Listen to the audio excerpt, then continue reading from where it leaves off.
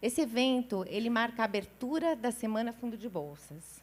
O Fundo de Bolsas ele é o maior programa de apoio a bolsas da comunidade judaica na América Latina. Hoje, nós temos 806 crianças nas 3 escolas da comunidade, que são apoiadas pelo programa.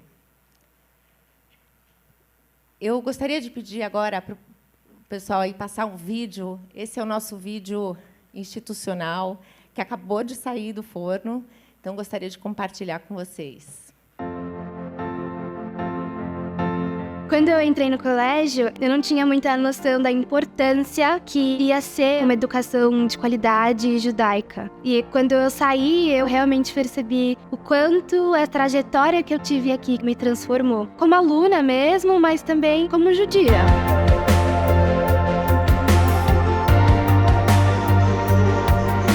No judaísmo, a educação é um princípio básico. A gente começa a educar as crianças na barriga da mãe. A porta de entrada da escola é a porta de entrada numa comunidade. A ideia de que a gente perpetua o nosso povo a partir da transmissão dos nossos valores, dos nossos princípios, e as escolas judaicas têm um papel primordial nesse contexto. Sem educação judaica não tem continuidade, não tem judaísmo. A gente tem que transmitir de geração em geração, senão a nossa cultura se perde.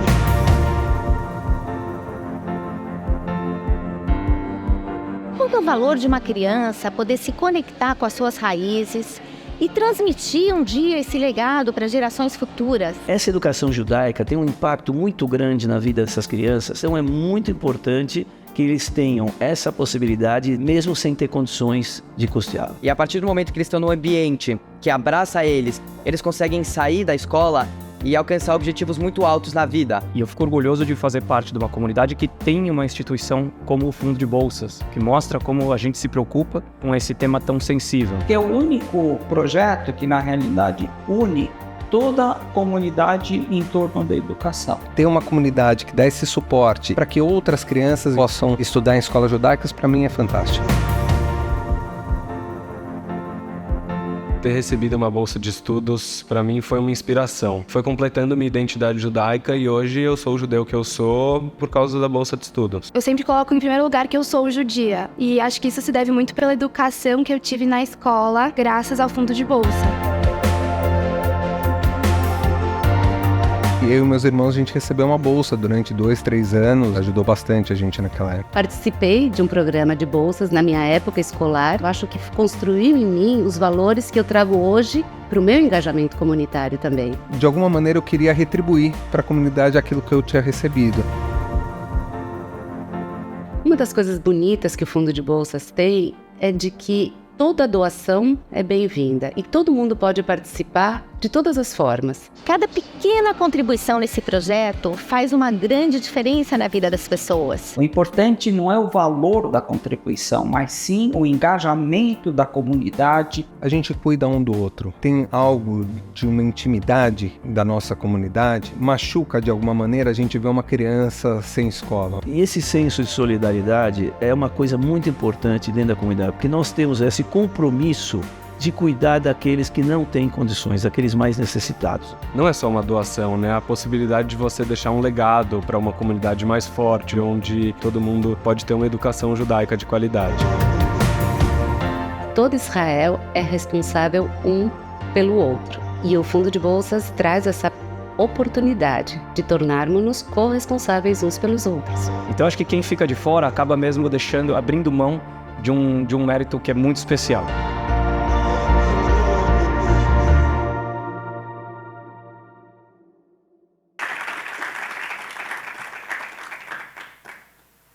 Gostaram? Legal. Então, vamos lá.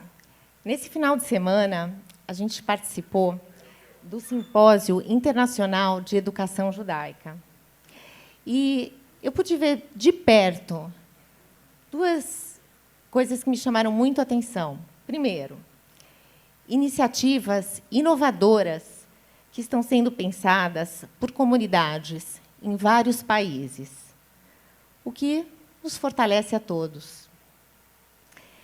E pude ver também a força que a comunidade judaica de São Paulo tem no cuidado com relação à educação.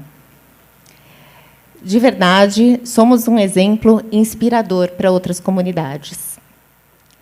E aproveitando a carona desse simpósio incrível, de pessoas incríveis que estavam nesse simpósio, que já estarão aqui no palco e serão devidamente apresentadas pela nossa querida Estela Zulay, resolvemos trazer um debate qualificado de um tema muito importante que tem batido a nossa porta todos os dias: o impacto da tecnologia de ponta e da cultura da internet sobre a maneira como as novas gerações se relacionam com a família e com o sistema educacional. Eu tenho certeza que sairemos daqui essa noite muito enriquecidos com esse bate-papo. Ao final da conversa, nós abriremos 15 minutos para as perguntas e para a participação e interação de vocês. O evento ele será gravado e disponibilizado futuramente nos nossos canais.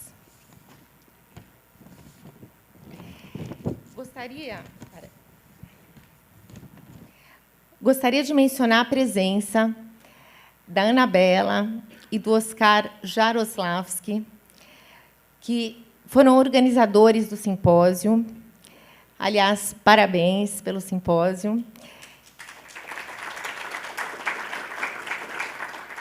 E que muito nos ajudaram na articulação com os palestrantes internacionais que aqui se encontram. Gostaria agora de chamar para breves palavras o nosso querido presidente da FISESP, Marcos Knobel. Por favor, Marcos.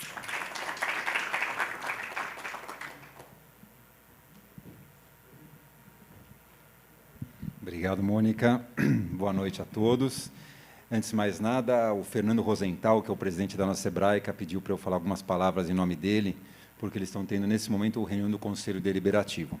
O Fernando, eu acho que é uma pessoa sensacional, e a parceria que a gente tem, a comunidade judaica tem com a Hebraica, torna a Hebraica a nossa segunda casa. Então, a Hebraica está sempre de braços abertos para qualquer evento dentro da nossa comunidade. Então, eu agradeço aqui, em nome da comunidade judaica, da federação, ao Gabi Milevski, que é o CEO aqui da Hebraica, ao Fernando Rosenthal. Muito obrigado por estar sempre cedendo e abrindo as portas para a nossa comunidade. Nós temos vários eventos dentro do nosso ano letivo judaico que são muito importantes. Semana do Holocausto, mas o que me dá mais prazer é começar com a Semana do Fundo de Bolsas. Semana do Fundo de Bolsas, ela, como esse vídeo maravilhoso que vocês fizeram, Mônica, como o Gabi Zituni falou, ele une a comunidade para a educação. Mas eu digo mais ainda, não só para a educação, ele une a comunidade. Se nós, assim como toda a sociedade, nós temos algumas diferenças, talvez é nessa semana que todos têm um interesse comum, que é unir, ajudar ao próximo dentro da nossa comunidade. Então, é esse o nosso maior objetivo. A educação judaica, ela é sensacional. Eu sempre falo que o Jacques Griff, o nosso diretor de Vadarino, como ele exalta a qualidade das nossas escolas. E é ali que nós queremos ver todas as crianças judias aqui de São Paulo estudando, as que têm e as que não têm condição. E é por isso que, nessa semana que entra, nós temos que atuar e praticar a Tzedakah, um dos pilares mais importantes do judaísmo, para levar o Hinur, um outro pilar, para toda a nossa comunidade. Doe, que seja um simples real, mas pratique essa ajuda para todo mundo. Vamos levar esse ensino judaico para todos. E, Mônica, agradeço muito pelo que vocês estão fazendo para cada vez mais levar esse projeto Fundo de Bolsas a novos patamares, para sempre assim estar mantendo a excelência do ensino judaico. Muito obrigado, gente.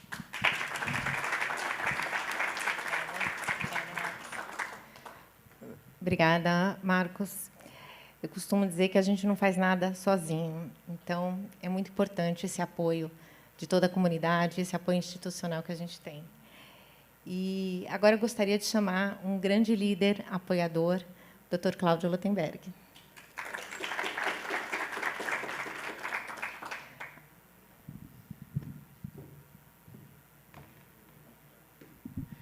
A gente fica mais velho, tem que tomar cuidado para não começar com uma videocassetada, né?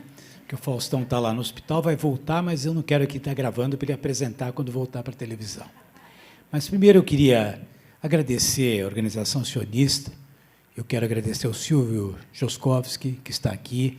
No sábado até nos cumprimentamos muito rapidamente.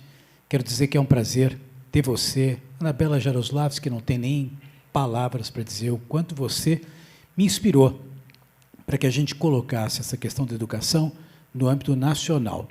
Então, para nós é um privilégio ter você, e compensa até ter o Oscar na vida da gente, quando a gente conhece a Anabela. Mas, hoje de manhã, e aliás, quando eu vim para cá, Marcos, eu recebi uma mensagem do Jacques Griffel. O Jacques é uma pessoa absolutamente encantadora. Eu acho que você precisa aí de mais desafios na comunidade. Tomara que a gente tenha a sensibilidade de encontrar mais espaço, porque você é muito único. Eu quero falar isso um dia para a Virgínia, tá? Para a tua esposa, que é a minha amiga de 40 anos, né? Então, porque você é uma pessoa incrível. Ele deixou uma mensagem tão carinhosa, elogiando o evento que houve hoje, organizado pela Conib, e que, na verdade, tem o papel, no fundo, de criar um ambiente na questão da educação. Então, eu não podia deixar de vir. A Mônica sempre insiste, lembre, relembra, e eu faço questão não só de estar presente, mas faço questão de apoiar materialmente, eu e minha família. Então, não ia deixar de estar aqui de forma alguma, né? E quando vi o programa, eu pensei que ia encontrar alguns amigos. Eu já tinha estado com a SAF no sábado, nós nos cumprimentamos, né? Hoje, a Cecília Weissman, que mora em Israel e fala português, a professora Cláudia Costin, que a Cláudia talvez seja uma das pessoas que é dos artigos de luxo da nossa comunidade. A intelectualidade da Cláudia Costin é admirável. Quero até contar para vocês algo que talvez vocês não saibam. Quando eu me preparava para poder participar da Conib, foi a Cláudia que me orientou e que me propôs para que eu fizesse um curso fora do país de política exterior e geopolítica. E várias vezes, a Cláudia, naquela época, tinha sido ministra de Estado, depois ocupou outras posições na estrutura do Estado brasileiro, e os nossos momentos, o pai dela é quem eu conheci muito, a Cláudia realmente é uma pessoa especial. Mas eu ganhei um presente hoje, e eu faço questão de falar em público isso, que foi encontrar a Estela Azulay. Eu não conhecia a Estela Azulay, conheci ela de longe. E, aliás, foi um aprendizado, né? Porque a gente não pode perder as oportunidades de se aproximar de pessoas boas. Disse para ela que já há muito tempo admirava a maneira como ela se comunicava, a forma como ela, no fundo, se envolvia com os assuntos comunitários, e por uma questão de falta de oportunidade. Eu, quem sabe, nunca tinha tido a chance de conversar com ela. E, ao contrário, talvez, do que ela imaginasse, eu me desculpei. E aí, Cláudia, foi pior, porque ela me contou de quem ela é filha, que é da Cili Litvak. A Cili foi quem cantou no meu bar mitzvah. Então, eu lembro dos meus pais. Meu pai era um fabricante de gravatas, era uma pessoa muito envolvida, dedicada. O meu bar mitzvah foi aqui do lado, no Clube Mil. E ele fez aquele bar mitzvah com muito esforço. Não era tão simples como é, talvez, que eu faça hoje para os meus filhos. E a cereja do bolo foi justamente a vinda da mãe da Estela. Então, isso foi um presente que você me deu, que certamente já começou a semana de uma maneira que eu não esperava. Então, se eu tivesse que sair, ir embora e voltar de novo, eu ia voltar só para te falar novamente isso. E acho que registro isso em público, teu marido está gravando, é para levar para ela mesmo. Mas, no sábado, Mônica, eu tive a oportunidade de falar algo que realmente eu acredito. Para a gente salvar países, Cláudia, muitas vezes a gente precisa armar as pessoas, né? Principalmente nesse mundo de tanta beligerância, conflitos, né? Aqui, alguns abertos, outros não, guerras cibernéticas. Então, a gente tem instrumentos para salvar países. Agora, para salvar uma sociedade, uma comunidade, nada mais importante que a educação. E tanto isso é verdadeiro que nós, enquanto Conib, nós temos um papel de representatividade política. O nosso papel não é se envolver em questões operacionais. Mas a questão da educação, para mim, ela é tão ou mais importante que a política representativa comunitária. porque ela, no fundo, representa o alicerce que nós precisamos na defesa contra o antissemitismo, na defesa contra a banalização do Holocausto, na defesa contra a assimilação, e, portanto, é a grande bandeira que a gente tem que trazer e colocar na mão de cada uma das pessoas, criando realmente uma mentalidade na qual a gente possa fortalecer os valores de identidade do judaísmo. Portanto, o Marcos falou a respeito da doação, o Oscar falou para mim, Cláudio, hoje não é para falar sobre doação, mas também é para falar para doação, né? Mas, acima de tudo, para reforçar o nosso compromisso com aquilo que caracteriza muito bem a vida do judeu. O povo judeu, Cláudio, as primeiras fotos que a gente vê dos judeus reunidos é justamente ao redor do Sefer Torá. O que eles estão fazendo? Eles estão estudando. E aí não interessa o quanto é a ortodoxia, se é mais ortodoxo, se é mais liberal, se é reformista, se segue exatamente os 616 mandamentos, se eu errei na conta é perto disso, né, Marcos? Mas o fato é que todos nós temos por detrás da nossa identidade enquanto religião, uma identidade de natureza de uma cultura. E tudo isso a gente tem que transmitir através do instrumento da educação. Portanto, eu acho que é uma semana de muita alegria. O Jacques falou que o encontro foi absolutamente maravilhoso no dia de hoje, e a gente está aqui para reafirmar, para confirmar o nosso compromisso de que a gente vai continuar trabalhando para poder ter cada vez mais investimentos para a educação, para poder ter uma comunidade que entenda o seu papel enquanto comunidade, uma comunidade que possa entender que, ao mesmo tempo que nós temos um amor eterno a esse Brasil, nós temos valores que caracterizam muito bem uma cultura individualizada, e não há nenhum problema em relação a isso. Isso não significa nada de diferente em relação a outras comunidades, mas a nossa comunidade, e o Shabat, Cláudio, nós fazemos um Shabat toda sexta-feira em casa. Não como o Marcos Knobel, que canta cada uma das rezas, porque tem uma esposa muito brava, diferente da minha, né? Mas todo Shabat a gente recebe alguém em casa. E eu sempre faço questão de convidar alguém que não é da comunidade também, Estela. Eu digo o seguinte, nós não somos melhores, nem somos piores. Nós somos diferentes. Nós temos as nossas tradições. E nós temos o direito e o dever de preservar elas. E certamente a contribuição de vocês, daqueles que estão participando dessa semana, independentemente de aportar e ajudar financeiramente, que é importante. Mas o fato de participar e viver é absolutamente único. Sejam bem-vindos. Mônica, obrigado pelo presente. Vou ficar pouco tempo. Minha esposa está viajando. E não é que eu vou aproveitar para sair, ninguém me interprete mal. Mas preciso voltar, que eu tenho 2 gêmeos para pegar lá para estudar, para apertar. Então, eu peço desculpas por sair antes e desejo uma boa noite a vocês. Muito obrigado.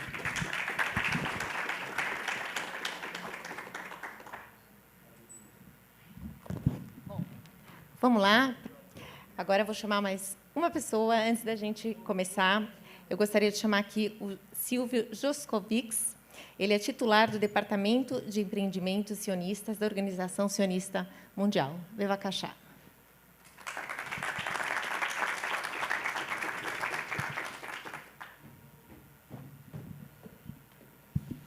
Boa noite.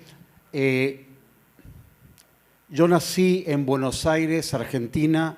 Nadie es perfecto. Pero yo soy el fruto del trabajo que ustedes hacen en la bolsa de fondos, fondo de bolsa, perdón, en la fondo de bolsas, porque a mí alguien apoyó a mi familia para que yo tenga educación judía en la Argentina. Yo venía de una familia necesitada que no tenía posibilidad de mandarme a mí a una escuela judía, y gente como ustedes lograron en la Argentina de que yo pueda recibir educación judía. Lo que ustedes hacen es un trabajo sagrado. Lo que ustedes hacen es digno de copiarlo no solamente en otras ciudades de Brasil, sino en el mundo entero.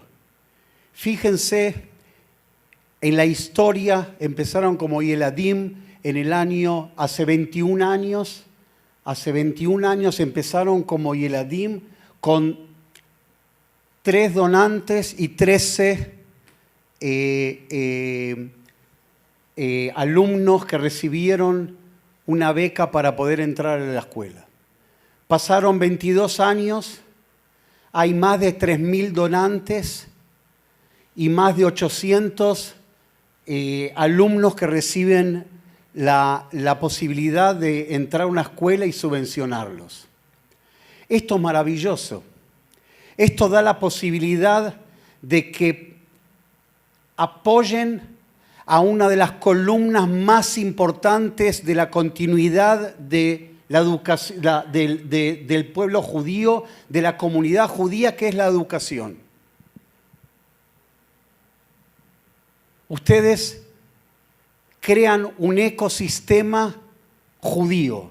No es solamente apoyar, poner dinero para que chicos puedan estudiar en la escuela judía. Ustedes están creando una comunidad fuerte porque no importa cuánto ponga cada donante, cuanto más mejor. Pero si el donante va a poner 5 reales, va a ser parte de un ecosistema de apoyar la educación judía, que es la columna principal de la continuidad del pueblo judío. Por eso, desde Israel, los bendigo en este trabajo tan importante que ustedes hacen y que este domingo, ¿no? Comienza este domingo. Que este domingo puedan juntar la mayor cantidad de dinero para que los jóvenes, como yo en la Argentina, puedan seguir estudiando dentro de la escuela judía, que es una de las cosas más importantes para sentirse como comunidad. Y Yar Koach, trabajo excelente, les deseo lo mejor en esta campaña, que es la creación de una comunidad que dice Kulanu Arevim Ze Leze, que dice somos todos responsables por cada uno de los judíos. Y Yar Koach, Beatzlachá.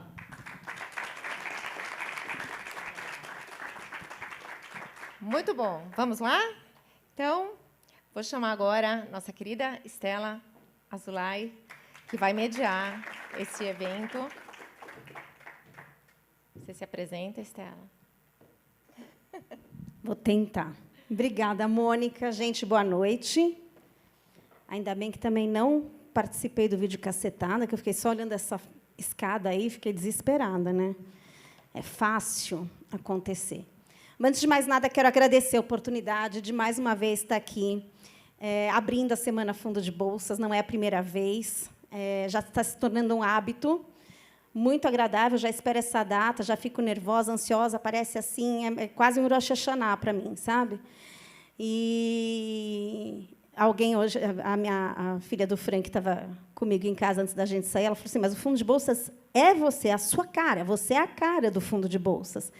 Aí eu estava com uma pequena crise de ansiedade, aumentou a crise de ansiedade. Eu falei, meu Deus, é muita responsabilidade. Mas, realmente, eu compartilho de tudo que foi falado aqui. Não existe se construir uma sociedade melhor sem educação, e as escolas elas têm um papel crucial nos dias de hoje, principalmente também em aproximar as famílias desse trabalho que é feito nas escolas. Hoje, aqui, a gente vai estar falando para famílias, para educadores, e é importante a gente lembrar disso.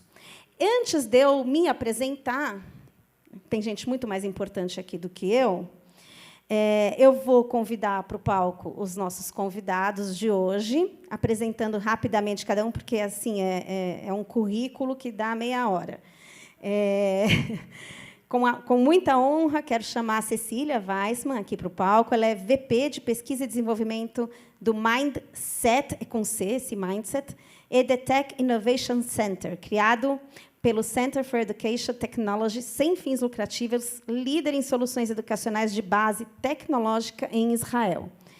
A Cecília, ela vem de Israel, mas ela fala português. Uma bênção isso, Cecília. Facilita bastante. Também diretamente de Israel, mas não falando português, mas a gente vai se virar. Como é que fala vai se virar em inglês ou hebraico, gente? Alguém me explica como fala? Quem traduz para ele? Como é que você traduziu a gente vai se virar? Yetov. É simples, não é hebraico? Então, sim, Yetov, vai dar tudo certo, vai ficar tudo bem.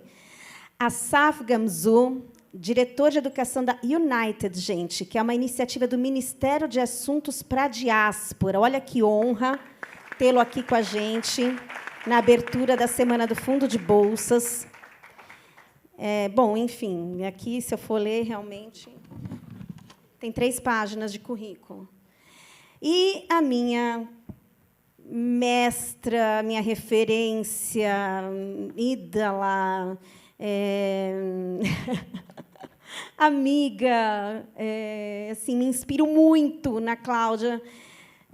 Eu já falei Cláudia. A Cláudia Costin, que é presidente hoje do Instituto Singularidades, um centro de referência em formação de professores e especialistas em educação.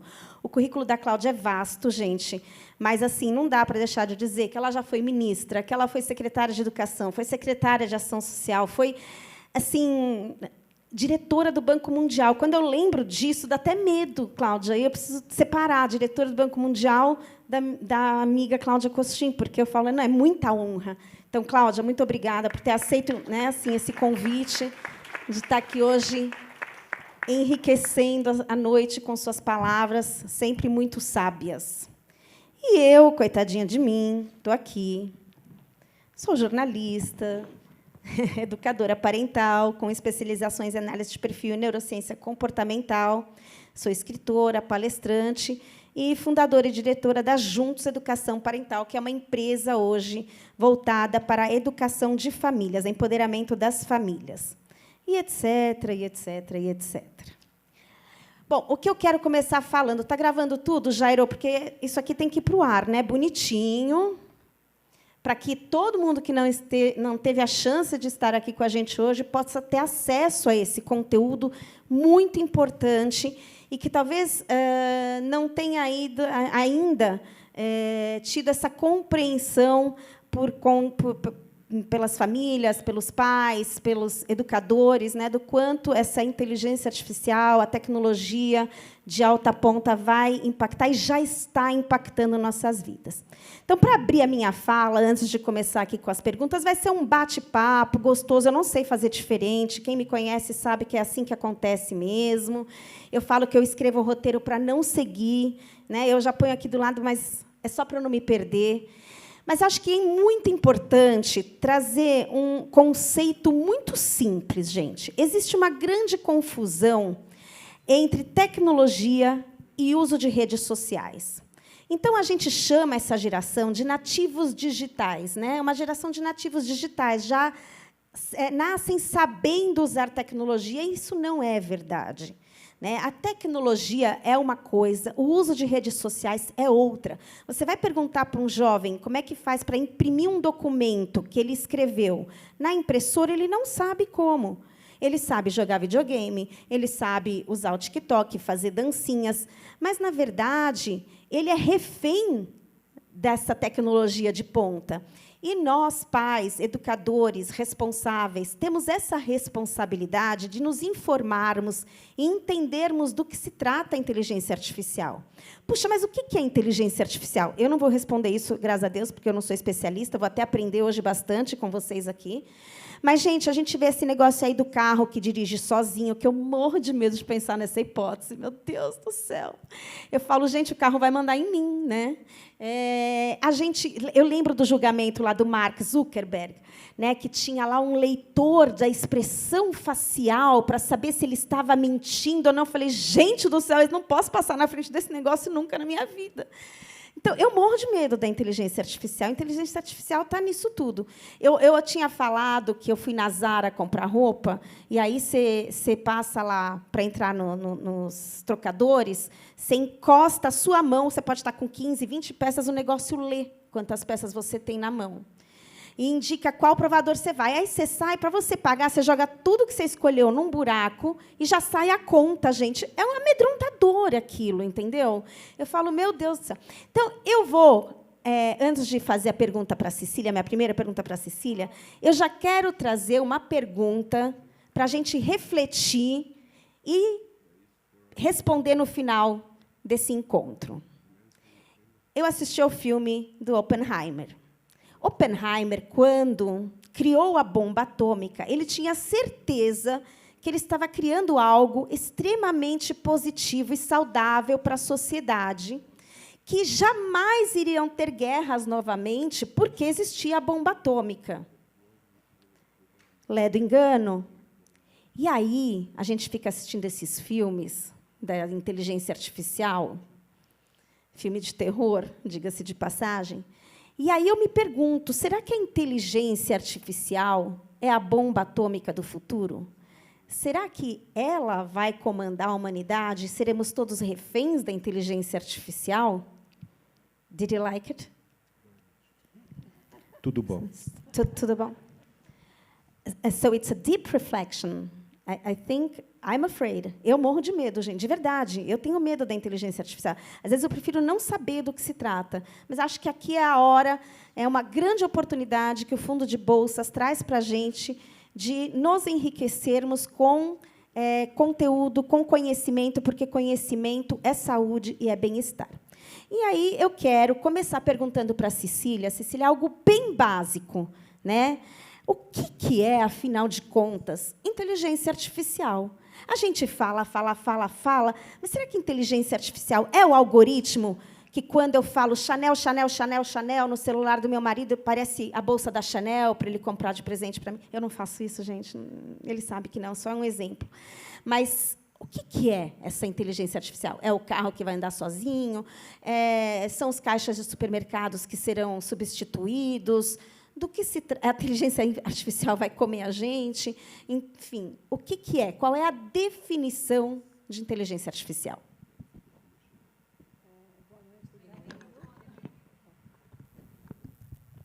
Boa noite, todo mundo. Eu não só acho que a pessoa indicada para responder a tua pergunta. Eu não posso definir inteligência artificial, eu posso te sugerir o que eu entendo por inteligência artificial. Eu sou educadora. Inteligência artificial, quando a gente se refere a isso hoje em dia, se refere a uma inteligência que provém de máquinas e não de seres humanos. É por isso que a gente chama de artificial, que não é humana. Mas hoje em dia... desculpa, parece que eu falo português, mas eu faço muitos erros. Faz 42 anos que eu não moro no Brasil. Exatamente, eu queria falar uma palavra agora, não sei se está certo. O termo inteligência artificial hoje em dia está sendo muito questionado, porque exatamente um segundo termo que apareceu ultimamente, que se chama inteligência artificial generativa, que é a capacidade da máquina de tomar decisões.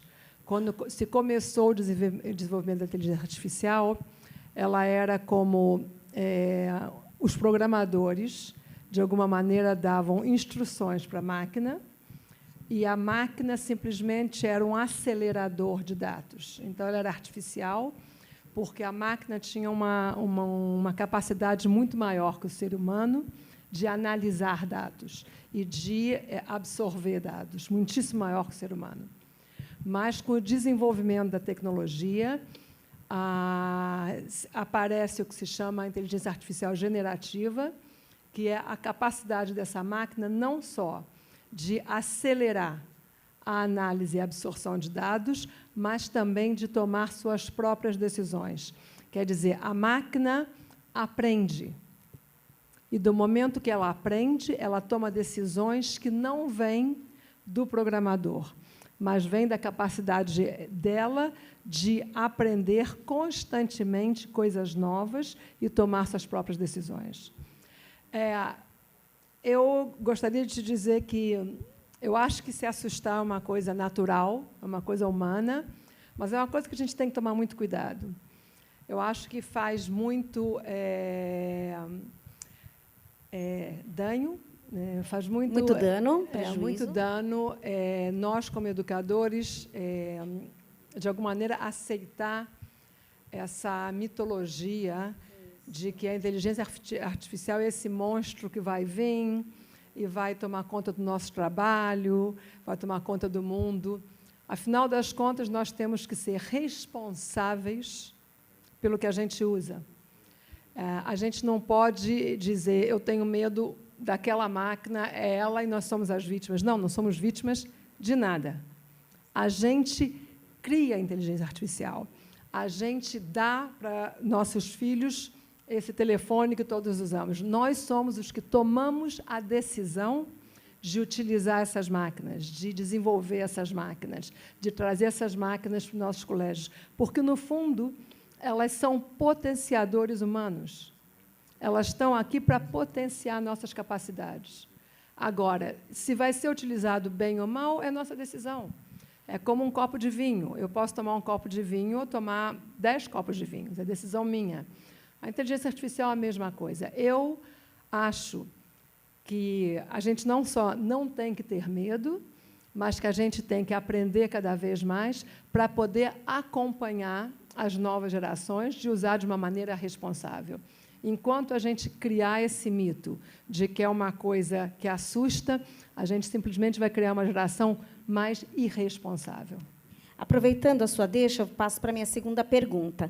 Aonde você enxerga a inteligência artificial ajudando na educação, nas escolas, e aonde você percebe que ela pode prejudicar? Ok. Obrigado pela pergunta. Eu acho que essa é a questão que nos traz aqui. A educação, hoje em dia, eu acho que não importa se você está na Suíça, na Nigéria, no Brasil, se tornou obsoleta. Eu vou ser até radical com a minha seguinte frase. Hoje em dia, os colégios são quase fazem até mais mal intelectual para as crianças do que bem. Os colégios, hoje em dia, são importantes para o desenvolvimento socioemocional das crianças, para desenvolver o que a gente chama de social skills, porque isso eles não aprendem quando estão com os pais, só aprendem quando estão sozinhos no colégio. Mas, em termos de desenvolvimento intelectual, hoje em dia, os colégios não estão potenciando as capacidades das crianças, muito pelo contrário. As crianças perguntam, quando são pequenininhas, por que eu tenho que ir para o colégio? A gente diz, porque você vai aprender. E não é verdade. Eles estão aprendendo muito, infelizmente, estão aprendendo muito mais quando eles estão explorando a internet, e isso eu acho uma maldade com eles. Nós não temos direito de abandonar os nossos filhos para sozinhos explorarem a internet. Mas, na realidade, é que lá é onde eles estão aprendendo o que eles precisam para o futuro deles. Então, eu acho que a gente tem que, sim, embrace, a gente tem que trazer cada vez mais tecnologias avançadas para dentro do colégio. Por exemplo, a gente sonha, todos os educadores, há anos, o que a gente chama de adaptive learning, que são as pedagogias que adaptam o conteúdo acadêmico para os diferentes seres humanos. Cada um de nós aprende de uma maneira diferente. Então, adaptive learning são métodos pedagógicos que adaptam aquele conteúdo às diferentes capacidades dos alunos de aprendizagem. Ou, por exemplo, eu posso achar que o Asaf, por exemplo, eu, como professora, não é bom em matemática. Mas, de repente, o Asaf tem acesso a uma solução digital e começa a acelerar a aprendizagem dele de uma maneira que um ser humano não perceberia.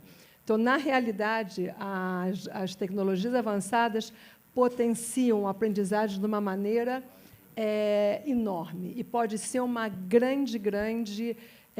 grande recurso para os professores e para os colégios. E eu podia te dar outro milhão de exemplos de como isso, ao contrário, traz toda a tecnologia avançada, não só para os carros, não só para o gaming, mas para a aprendizagem das crianças.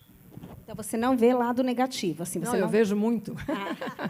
Eu podia falar muitos lados. Por exemplo, eu acho que todo mundo conhece, vou dar um exemplo, o último exemplo das tecnologias avançadas, que é o ChatGPT. Olha, ia falar disso agora, né? Exatamente. Que ele tem feito bastante trabalho pelos alunos. Exatamente. Né? Então, o ChatGPT foi um produto lançado para o user, para o usuário, diretamente, dia 30 de novembro de 2022. Foi um evento histórico. Nunca, jamais, uma tecnologia avançada tinha chegado a 100 milhões de usuários depois de semanas. E não só isso, nunca uma tecnologia avançada chegou tão rápido à educação. A educação é sempre a última a chegar a tudo, infelizmente. A coisa que deveria ser a mais avançada no mundo é sempre a última a chegar. O ChatGPT chegou exatamente porque foi oferecido diretamente ao usuário. E foi, vamos dizer, os próprios fundadores do ChatGPT se arrependeram rapidamente, porque vamos dizer, quase um mágico. O ChatGPT tem uma narrativa tão abrumadora, tem uma maneira de te responder que é como se fosse um contador de histórias te contando uma história tremendamente escrita. Na realidade, essa que fez o ChatGPT tão popular. Não é tanto a inteligência artificial por detrás, porque tem outros produtos que têm a mesma capacidade, mas é a capacidade do ChatGPT de te convencer do que ele está falando é verdade. E, na realidade, o ChatGPT trabalha em coletar dados da internet e nem sempre eles são reliable, nem sempre são fiáveis. Quer dizer, vamos dizer, se você pergunta uma coisa e ele não sabe, ele vai inventar, ele vai buscar dados para te responder. Então, sem dúvida nenhuma, as tecnologias novas, nem todas são ainda fiáveis. Então, a gente tem que, sim, se preocupar muito quando a gente escolhe uma tecnologia para trazer. Como eu falei, a gente tem que ser responsáveis pelos usos das tecnologias. Só um comentário, né, falando sobre a questão da responsabilidade. Eu sempre falo que a internet é a rua de antigamente. Então, antigamente, a gente ia para a rua, os nossos pais queriam saber aonde você está, com quem você fala, com quem você vai, né? E, hoje, essa rua é a internet. E os pais não entendem que eles precisam saber com quem os filhos estão conversando, o que eles estão fazendo. As pessoas se preocupam hoje muito com o uso excessivo de telas, mas eu diria que a gente tem que se preocupar muito com o que os nossos filhos estão consumindo ali. Isso é uma grande responsabilidade de nós, pais, educadores. Quando eu falo educadores, gente, eu incluo nós, pais.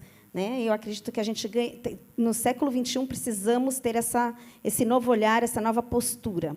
E aí eu vou passar a bola para a Cláudia. Cláudia, ouvindo a Cecília, né, falando de tudo isso, de tecnologia de ponta, como você vê nós, assim, a realidade brasileira, né? O Brasil ele é muito diverso, ele é muito diferente. A Cláudia estava contando para a gente no carro que ela acabou de chegar de Roraima.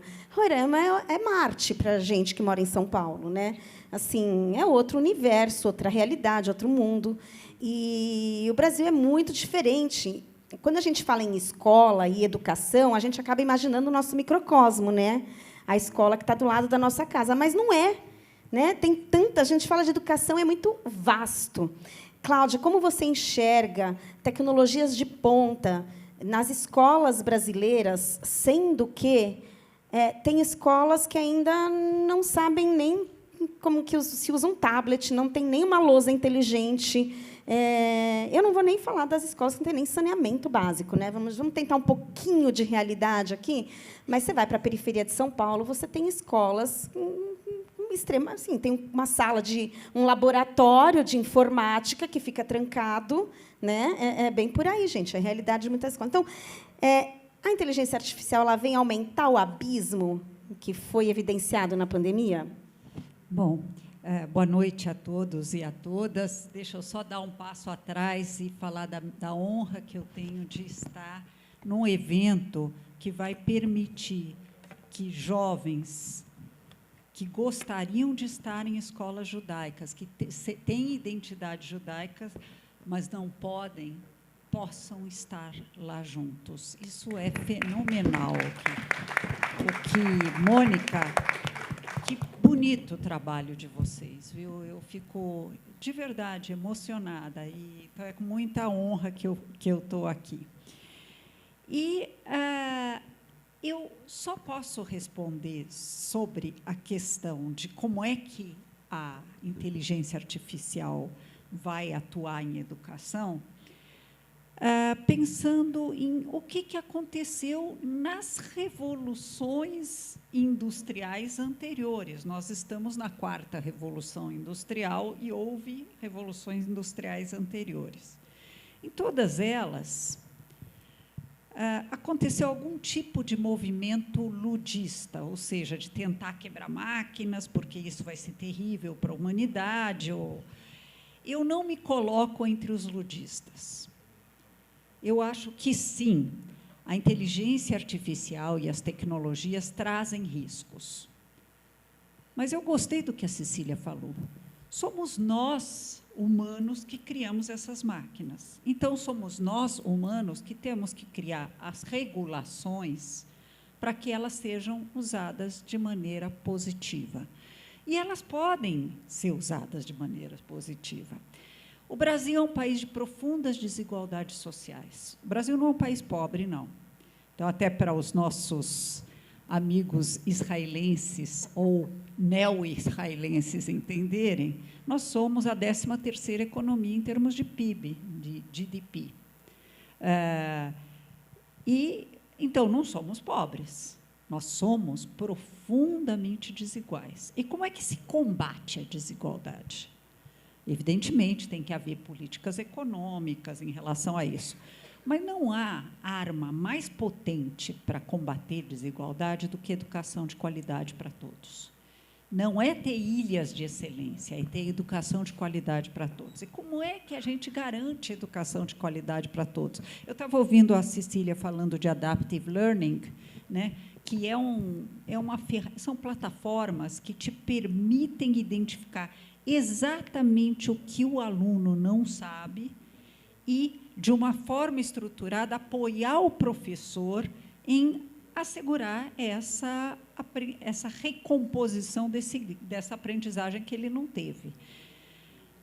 Bem usada, com boas políticas públicas, isso pode ajudar até a diminuir as desigualdades. O Brasil foi mais desigual do que já é hoje, Estela. Nós tínhamos, no final da década dos 1960, no Brasil, só 40% das crianças na escola.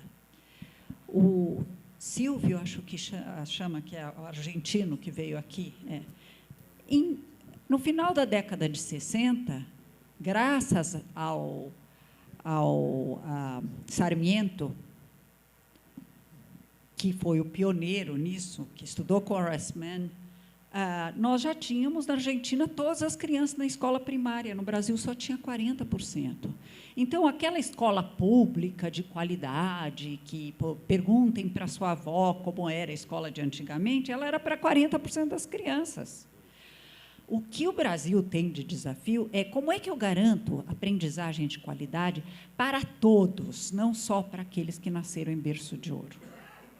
Fazendo muitas coisas. Eu garanto que o fundo de bolsas é uma das coisas importantes a serem feitas, não é a única. Nós precisamos garantir que as escolas públicas tenham essa qualidade. E não vai ser começando com os computadores, mas também não é excluindo os computadores das escolas. Nós temos que, eu cada vez digo mais, e falei isso no simpósio educacional, eu falei até, brinquei, hashtag pronto, falei. Né? Que eu falei assim, precisa de computadores, de equipamentos e de livros físicos. Precisa das duas coisas nas escolas públicas e em todas as escolas. Um acervo atualizado, instigante, que faça com que os meninos adorem ler num país de não leitores. A Argentina é um país de leitores. O Brasil, não. O Brasil é um país de elites não leitoras. Quantas vezes os nossos filhos nos veem lendo no nosso horário de lazer? Quase nunca. Quase nunca.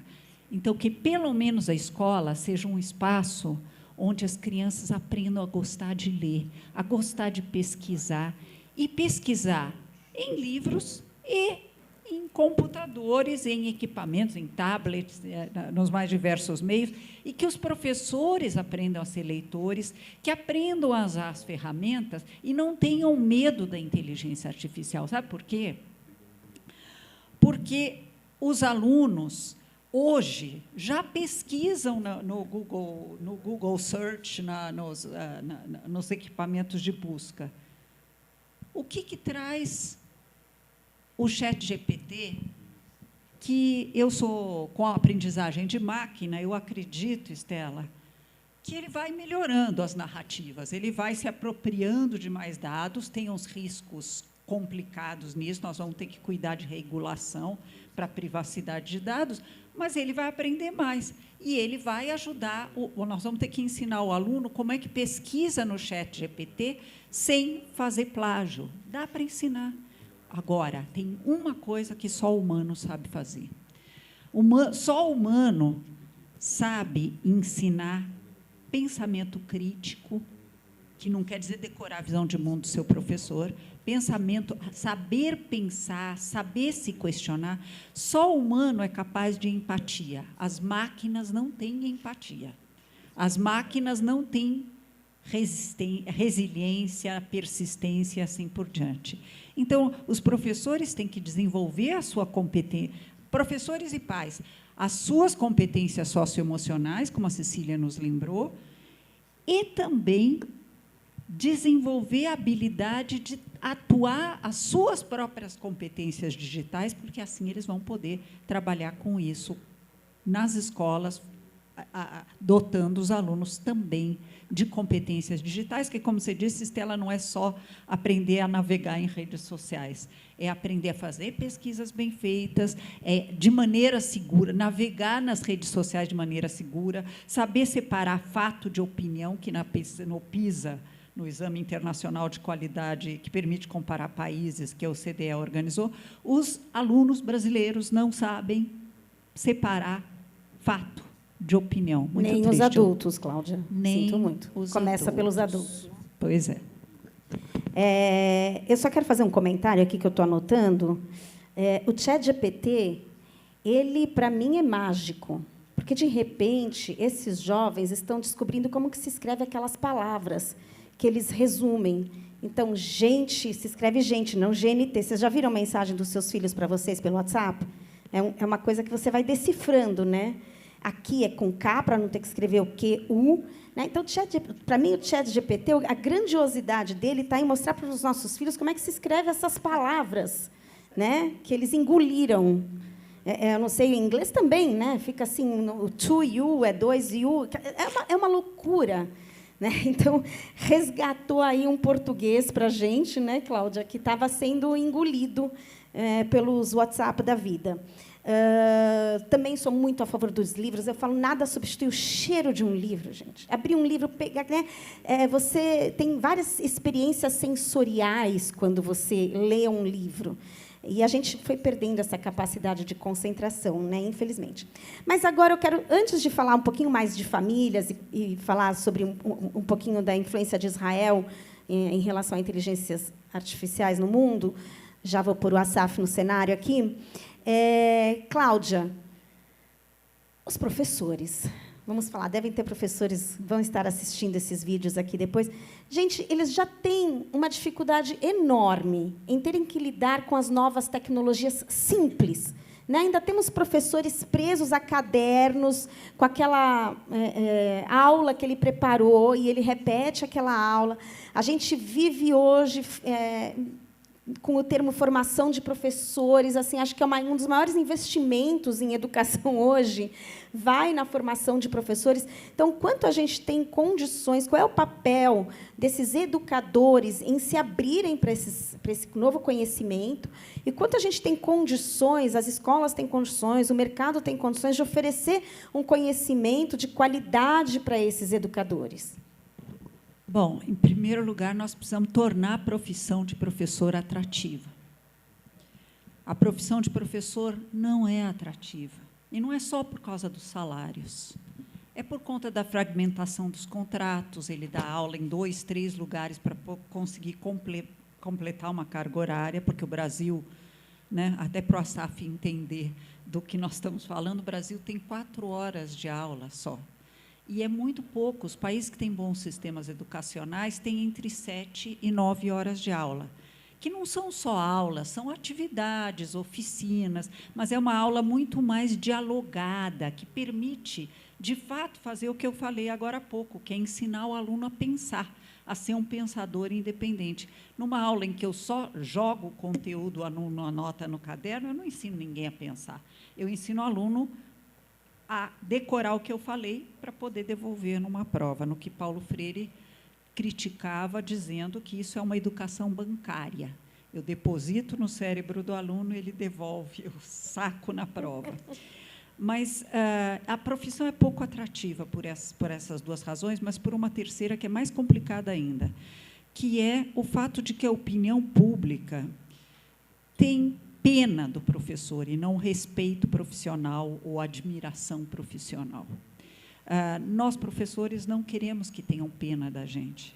A gente escolheu uma profissão sabendo que as condições iam ser muito difíceis, muito desafiadoras, e queremos ter o direito de lutar por condições melhores, mas, independentemente disso, nós merecemos admiração profissional. E o aluno, o jovem, quando vai escolher uma profissão, fala, esse fulano não é respeitado, não é admirado, todo mundo tem pena dele, será que é essa a profissão que eu quero? Então, ela não é atrativa. Além de não ser atrativa, a formação que o professor recebe, ela é muito divorciada da realidade da escola. Se a gente formasse um médico, como a gente forma professor, né, eu sei que tem médicos presentes, a gente daria aula só de história da medicina, filosofia da medicina, sociologia da medicina, e depois mandava operar o cérebro de um paciente. Eu estou exagerando só para me fazer mais clara num curto espaço de tempo, mas é isso que acontece com a maioria dos professores depois que nós decidimos assegurar a formação de professores na universidade. O Darcy Ribeiro avisava muito nos corredores da Constituinte que, se nós tem que passar para ser nível superior, sim, eu fiz magistério, então eu era no ensino médio, mas não pode ser na universidade tal como ela está hoje, deveria ser institutos normais superiores, como acontece em vários países, uma instituição voltada a formar professores e colocando a teoria em diálogo com a prática. Por que eu estou comentando isso? Porque não é que o professor não está preparado para usar adequadamente a tecnologia, ele não está preparado para a sua prática quando ele sai da formação de professores, mesmo que não houvesse computadores. Então, ele vai acabar se preparando para a prática ao longo da sua atuação como professor. Mas, enquanto isso, se fosse médico, morria um monte de paciente até que ele chegue no nível ideal de formação. Em educação, ninguém morre diretamente por falta de preparo do professor. Então, é muito importante que o Brasil passe a formar o professor com maior conexão com a prática, e aí entra a tecnologia. Porque, no mundo, no século XXI, não dá para pensar qualquer atividade humana, nem a medicina, nem o ensino, o magistério, sem tecnologia. Os jovens vão viver num meio em que qualquer atividade profissional, até exercício de cidadania, se dá com o uso dessas ferramentas. Então, nós temos que formar nossos professores para isso. Não formar para mais teoria ainda, como você falou, a gente gasta muito dinheiro com formação de professores, ainda bem, mas deveríamos gastar melhor esse dinheiro formando os professores para a prática, e não para mais e mais teoria, para que eles possam ter uma prática melhor, que incorpore tecnologia e que seja em diálogo com a teoria também. Eu vou falar um pouquinho da questão das famílias, depois eu vou passar para a SAF para falar um pouquinho da questão das crianças e adolescentes, dos alunos, e depois quero fazer um giro aqui sobre as oportunidades que a inteligência artificial traz para a gente, né? As grandes oportunidades para a gente enxergá-las. Bom, eu falando para as famílias, trabalhando com pais já há alguns anos, eu preciso dizer que os pais precisam encarar de frente esse desafio, gente. Não adianta, a gente precisa demonstrar interesse por esse universo. Por mais que seja difícil, por mais que a gente ainda esteja... não crescemos, né, com a tecnologia, A gente precisa ter esse esforço, porque, senão, os nossos filhos vão ficar desprotegidos. Então, às vezes, eu converso com os pais que não sabem o videogame que o filho joga, não sabem, e são realmente por ignorância. E eles têm medo de saber. As famílias, na verdade, sabem que precisam saber, mas têm medo do que elas vão ver. E é preciso quebrar essa barreira. Nós precisamos também passar por esse processo de formação de educadores. Nós somos educadores dos nossos filhos. No século XXI, é impossível contar somente com amor e intuição para que a gente possa educar os nossos filhos.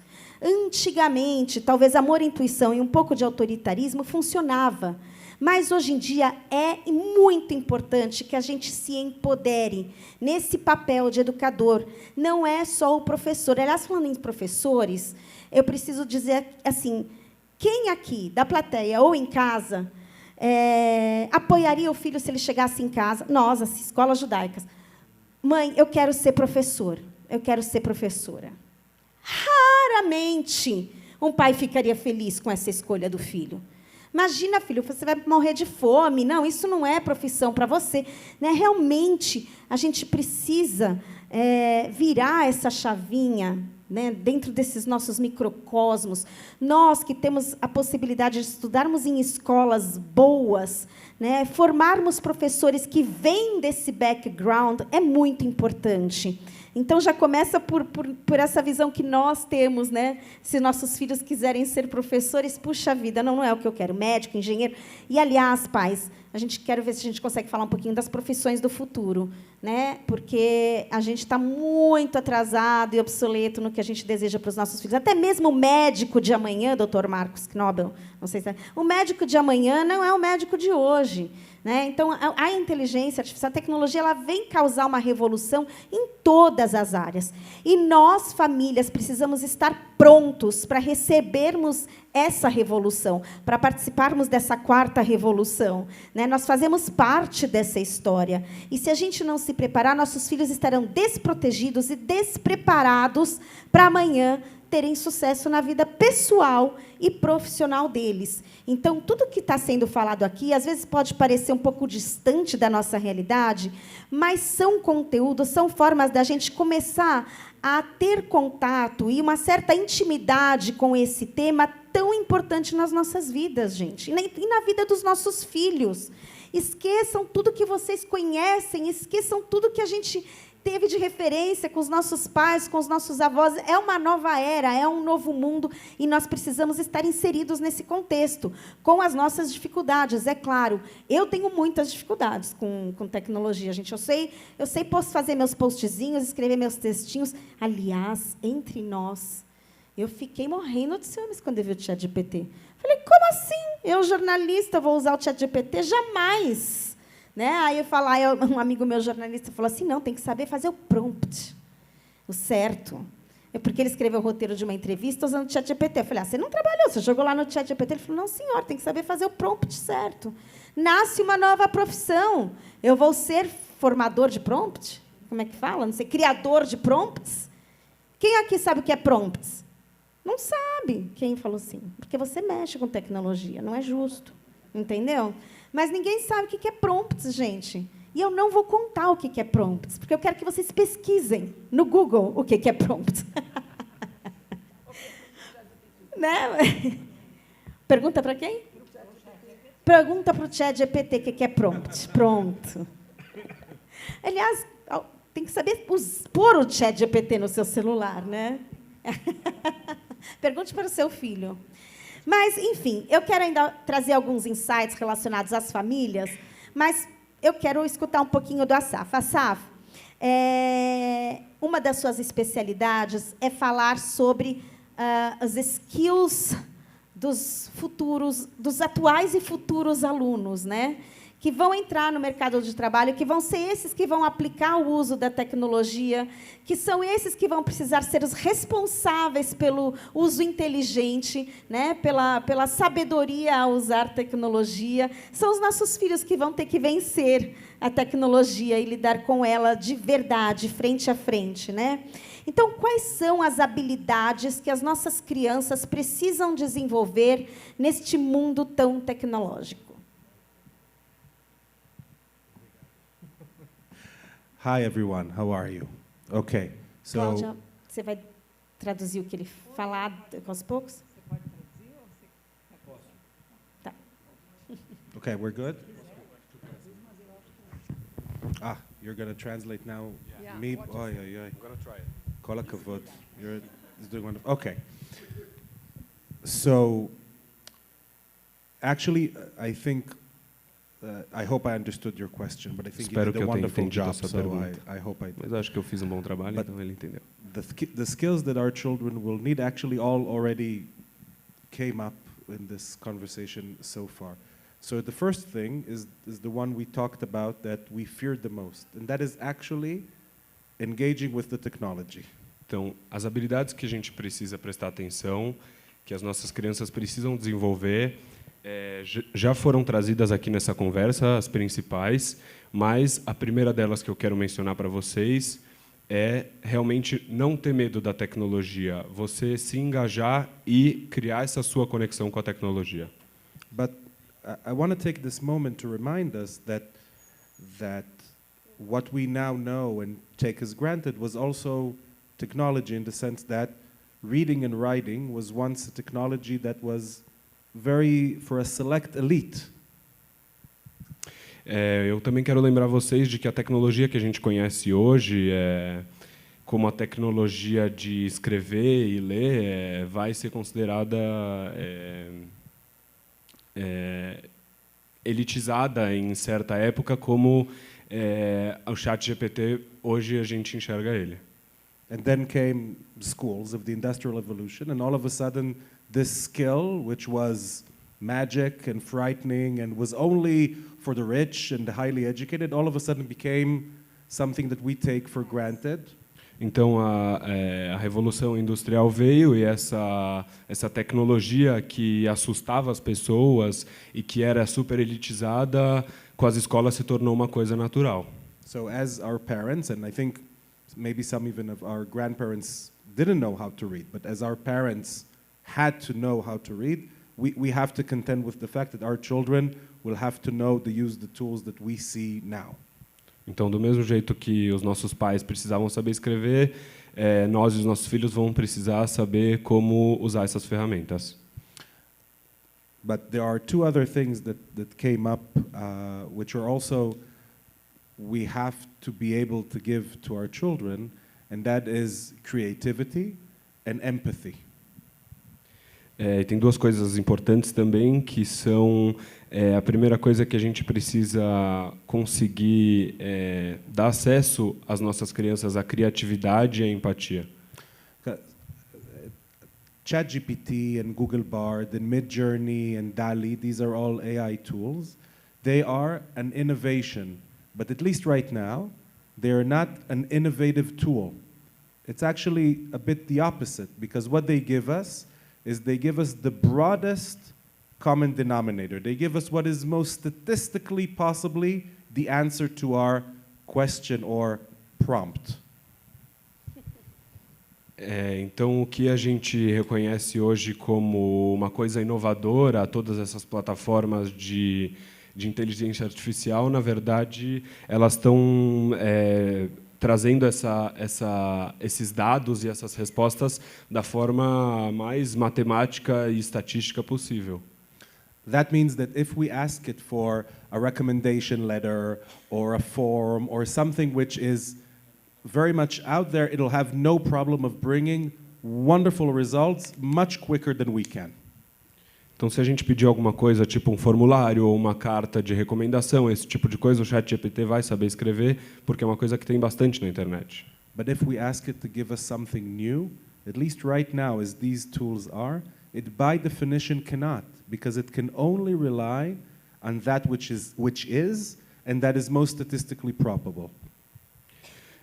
Mas se você perguntar, se você pedir por uma coisa inovadora, uma coisa nova, não vai conseguir te dar na teoria, porque tudo que tem ali para te dar de resposta são coisas que já tem na internet, coisas que já se passaram. So that means that our creativity is now that much more important because we can write recommendation letters to all our employees in 5 minutes. It'll take ChatGPT, and everything is done. But the policy with which we want to take our company or our school organization forward, that cannot be done by ChatGPT. Então a nossa criatividade ganha muito mais importância, né? Se você quer como um chefe escrever uma carta de recomendação, você pode escrever 10 em 5 minutos. Mas quando a gente pensa nas políticas e nos caminhos que uma empresa ou uma instituição quer seguir, a nossa criatividade ganha mais importância. And you asked about, and the third one is the empathy, right? So you talked about the doctor of the future, the lawyer of the future, the teacher of the future, right? Let's put it there with doctor and lawyer. We'll think about them the same. So I assume that somewhere already someone is building an AI tool that can start to ascribe medical treatment to people that come in. And it has a lot of medical information. Então, a terceira dessas 3 coisas que eu quero mencionar é a empatia.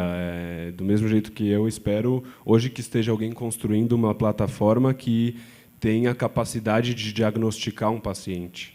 But part of the reason we go to a doctor, we may not want to admit it, but it is true, is also because we want someone to listen to what ails us and what is wrong with us, and suggest something that is not just the best course of action, and anyone who Googled, when felt bad, Googled what happened to them knows that that's not always the right way to go, but actually express empathy and understand us, and then tell us what from their experience is the best treatment.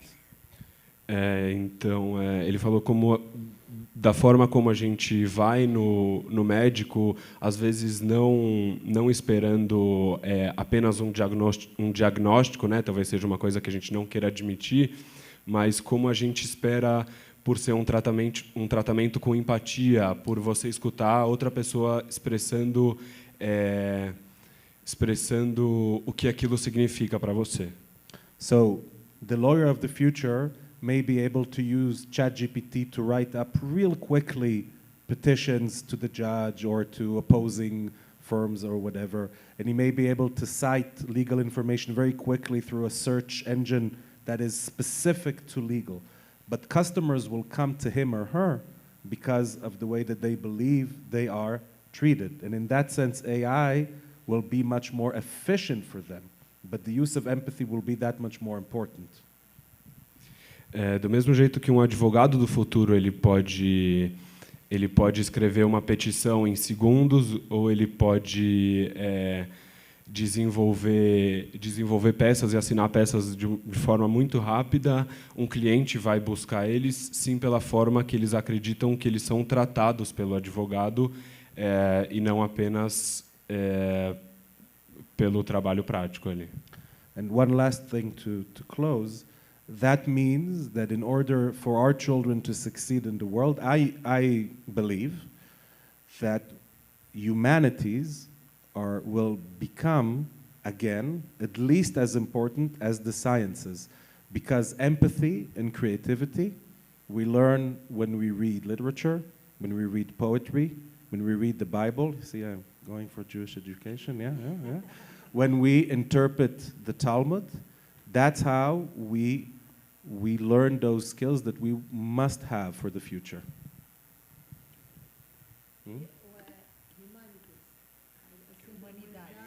Yeah. So the humanities will be at least as important as the sciences. How now it's time for the humanities to be... Desculpa, gente. Tudo bom.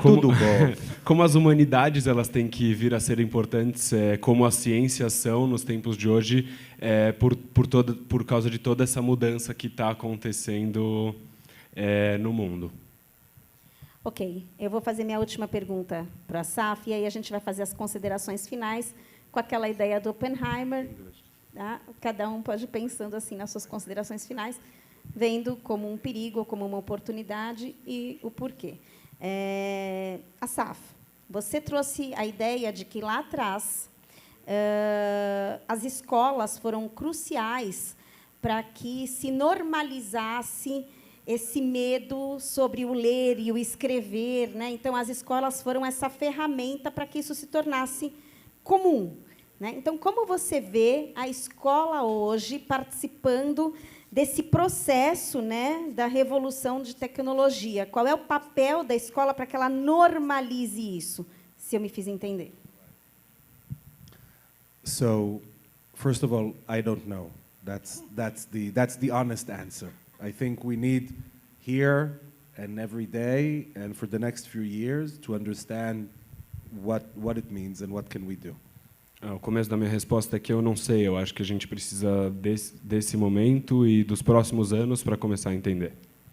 But I think at least one very, very important question that we've actually been asking ourselves, not since ChatGPT, but since Wikipedia, is what is the meaning of information in our age?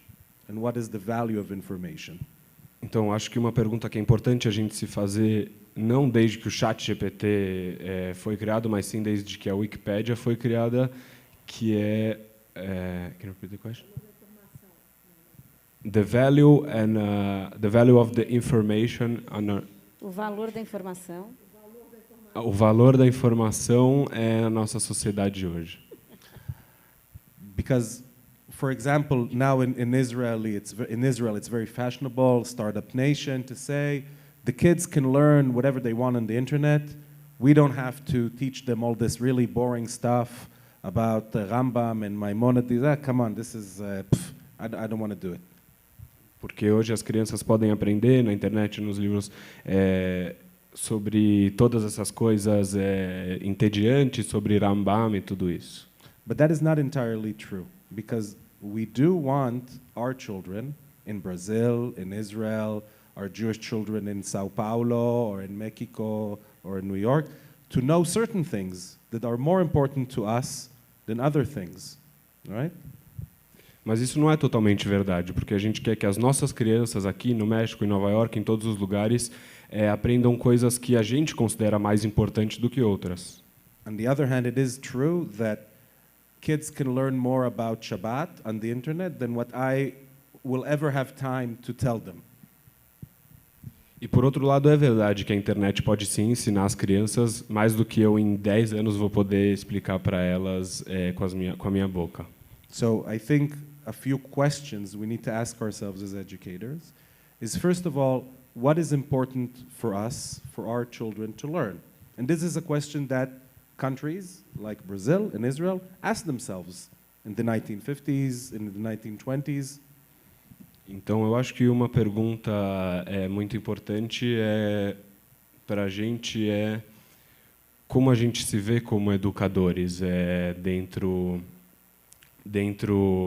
da sociedade, e uma pergunta que já era feita desde 1920. Then the next question is, how do we make that knowledge relevant to their lives? Because the notion of people coming and you telling them, this is important, learn, that is gone. That is no more. E como a gente realmente faz esse discernimento, como a gente fala para as nossas crianças o que é certo e o que é errado. Once they're interested, they can go and learn much more than we can ever teach them. But then also we have to give them, and this was also talked, the critical thinking tools to look at what ChatGPT or a website of a Christian website, which also talks about the Bible, and it is true, right? It's just another belief system. So what does that mean for me? Or an Israeli website of a certain political opinion, or another political opinion, or Google Bard, or whatever. But once they want to learn, they have to have the tools to understand and judge for themselves the validity of that information. Então, de fato, a gente saber que ferramentas utilizar, como utilizar, nesse discernimento da informação, e principalmente do que vocês tinham falado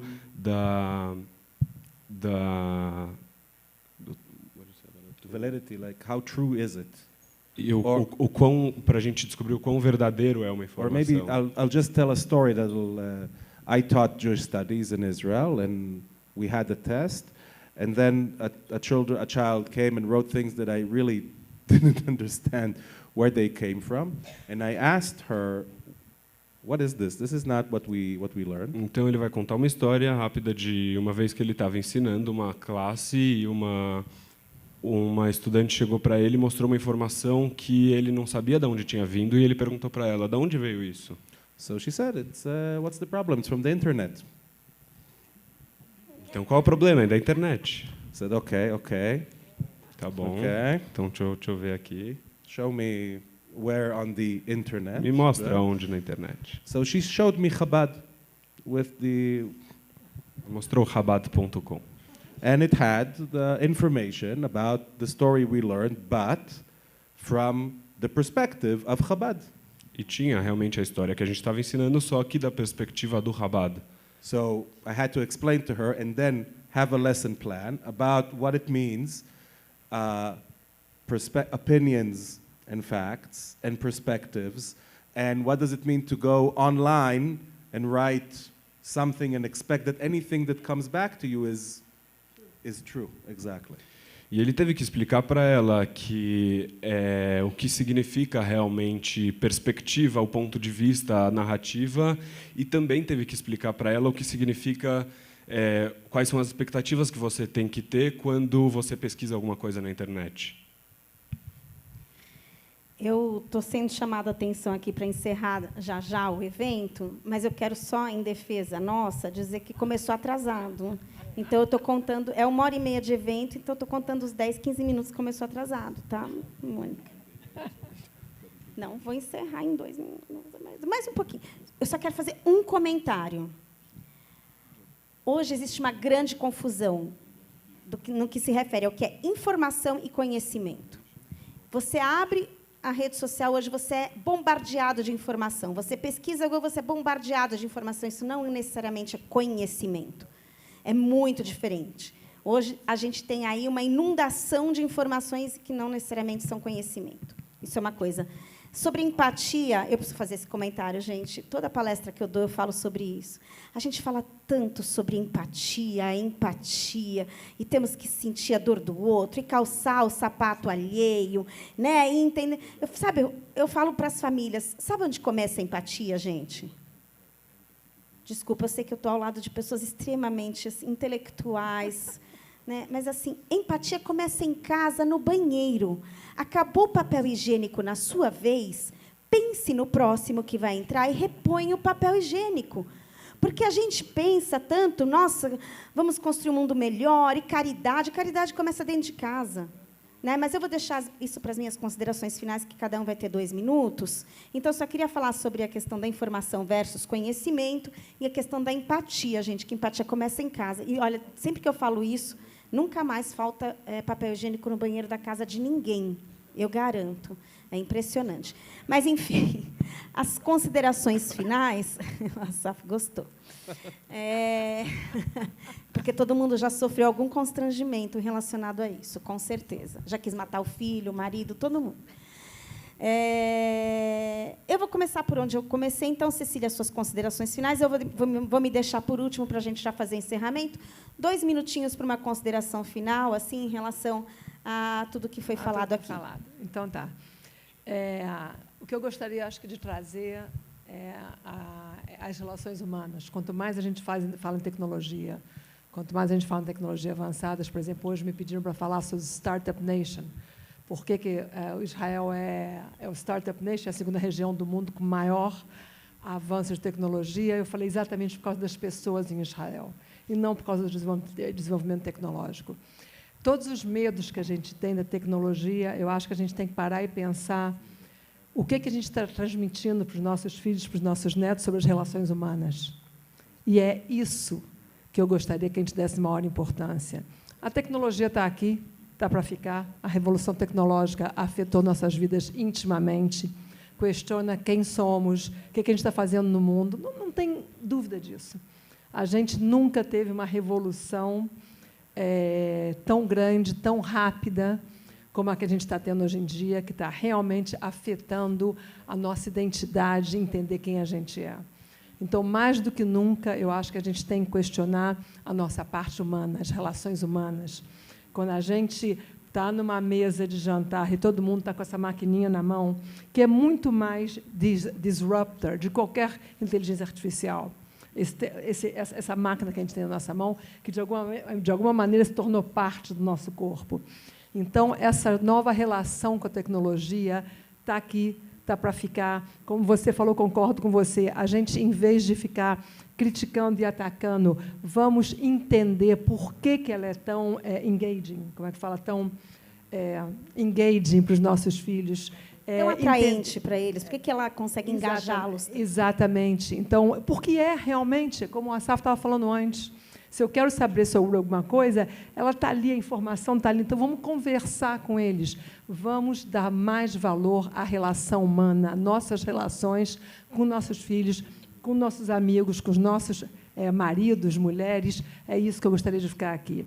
A tecnologia está aqui, ela é uma grande enabler para a gente, mas a gente tem que voltar a dar valor às relações humanas. Isso, para mim, é o maior perigo que o mundo está tendo hoje em dia, porque não são só nossos filhos, só não.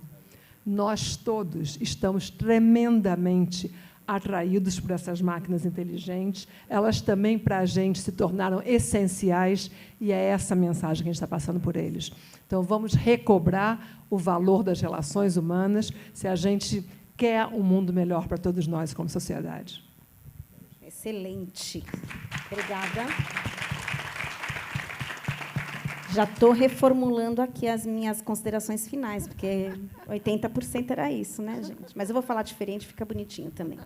Eu vou enganar. Cláudia. Bom, eu queria começar falando rapidamente, as minhas considerações finais, falando rapidamente de uma frase do rabino Jonathan Sachs, recentemente falecido. Ele dizia que educação é o grande diálogo intergeracional, em que uma geração adulta, seja por meio dos pais ou dos professores, repassa para a geração que está na escola os conhecimentos acumulados até então, o patrimônio cultural daquele povo que está sendo repassado para a geração que está na escola. Eu agregaria ao que o Jonathan Sachs fala a ideia de que ela também, o grande desafio da educação é que, além de fazer isso, nós temos que preparar essa nova geração para ser disruptiva. Então, há nessa questão algo de permanência, de continuidade e de ruptura. A continuidade de uma identidade que foi historicamente constituída, no nosso caso de escolas judaicas, e, ao mesmo tempo, a capacidade dessa nova geração de romper com questões que a ciência mostrou que não eram bem assim, de romper com práticas pretéritas que não tinham tanto valor humano e assim por diante. E, nesse contexto, eu me lembro do que significa o dia de hoje. Hoje, 28 de agosto, completam-se 60 anos que ocorreu um momento importante na humanidade, numa humanidade pós Segunda Guerra Mundial e pós todo o problema que foi colocado lá, inclusive a questão do Holocausto, que é a marcha sobre Washington, dirigida por Martin Luther King, em que 250 mil pessoas, brancas e negras, foram para as ruas para lutar contra a segregação da população negra. Eu acho que isso é uma lembrança que, da mesma maneira que há holocaustos, há genocídios, existem pessoas que vão para a rua, para dizer, passou de todos os limites. Nós não vamos aceitar mais que crianças negras não sejam recebidas em escolas de qualidade, que não vamos aceitar mais que crianças negras, como nos Estados Unidos, no sul dos Estados Unidos, não possam entrar numa loja, né? E assim por diante. Ou seja, a Cecília acabou de nos lembrar que nós temos que educar para valores. A tecnologia não educa para valores. A tecnologia ajuda o ser humano, se bem utilizada, a se livrar de trabalho repetitivo, a se livrar de questões que não demandam criatividade, mas nos deixa um tempo livre fantástico para a gente educar para valores, para ensinar os humaninhos que estão na escola a serem ainda mais humanos. O que quer dizer? Mais criativos, capazes de pensar. E, quando a gente fala de empatia, é, sim, de respeitar a condição do outro, que é tão humano como você. Negro, branco, judeu, muçulmano, cristão, compartilhamos todos a mesma condição humana, merecemos todos uma vida digna. Era isso que eu queria dizer. Asaf. So I want to talk about the importance of Jewish education. I think this time shows how lucky we are to be born to a unique culture. Eu quero falar sobre educação judaica. Eu vou lembrar vocês como é importante a gente nascer numa cultura única. Because the world goes more and more, and AI is part of that, to making a lot of things the same.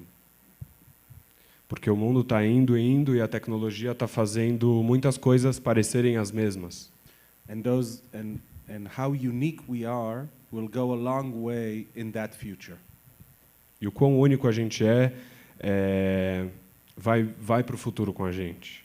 And I think we are twice privileged that our civilization has put learning and excellence and values as its foundations for centuries. E eu acho importante que o dobro de sorte a gente ter nascido numa cultura em que a gente coloca esses valores como os principais, educação, realmente a transmissão dos valores. And as long as we continue believing and investing in these values, I think the future of our children and our communities and our civilization is safe and better. E se a gente continuar se importando com essas coisas que a gente está se importando, as nossas crianças, a nossa comunidade, a nossa sociedade está segura e saudável.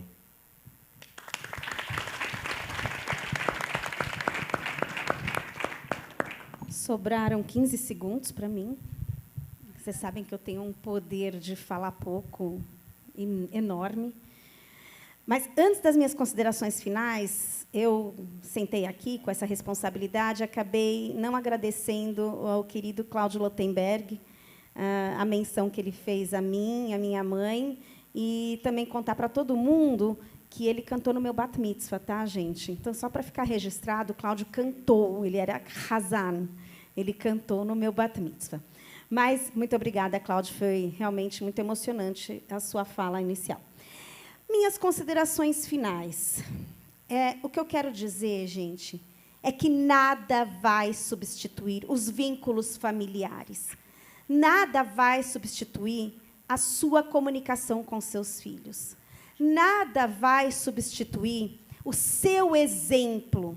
Então, tudo aquilo que a gente teme, tudo aquilo que a gente não quer que aconteça com os nossos filhos, vamos pensar em como nós estamos agindo. Qual é a nossa postura dentro de casa? As pequenas corrupções, as pequenas mentiras, tudo isso que vai cuidar da formação de caráter dos nossos filhos.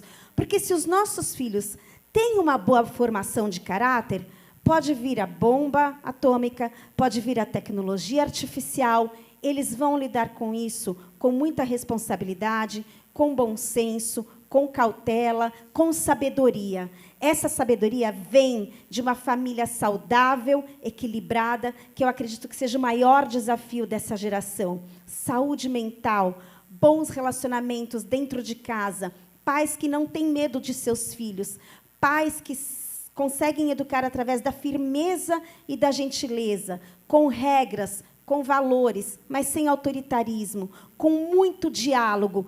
Nós, pais, precisamos nos aprimorar. Isso é muito importante, porque a partir desse vínculo de confiança que nós criamos com os nossos filhos, de amor, de confiança, de hierarquia, de respeito, de admiração, a partir daí pode vir pela frente o que for.